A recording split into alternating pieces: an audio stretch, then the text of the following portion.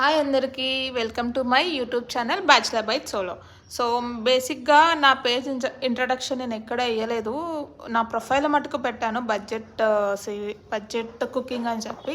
So లిటరల్గా నా page మీరు ఫస్ట్ నుంచి చూసుంటే నా రెసిపీస్ అన్నీ బడ్జెట్ ఫ్రెండ్లీ ఉంటాయి. సో నాకు ఒక ఇన్స్టాగ్రామ్ పేజ్ కూడా ఉంది, సేమ్ అది కూడా బ్యాచిలర్ బై సోలోనే.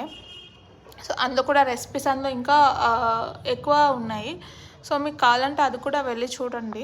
సో బేసిక్గా ఇదేంటంటే నా కాన్సెప్ట్ ఏంటంటే బ్యాచిలర్స్ ఎవరెవరైతే రూమ్స్లలో ఉంటామో మనకు కుకింగ్ చాలా డిఫికల్ట్ అనిపిస్తుంది, సమ్టైమ్స్ వండుకోవద్దు కాదు. అండ్ ఇంకోటి ఏంటంటే అంత కాంప్లికేషన్స్ లేకపోతే తొందరగా అయిపోవాలని అనుకుంటాం. సో అందులో ఈ సోయా చంక్స్ మసాలా కర్రీ ఇదొకటి మటుకు ఫాస్ట్గా అయిపోతుంది అనమాట.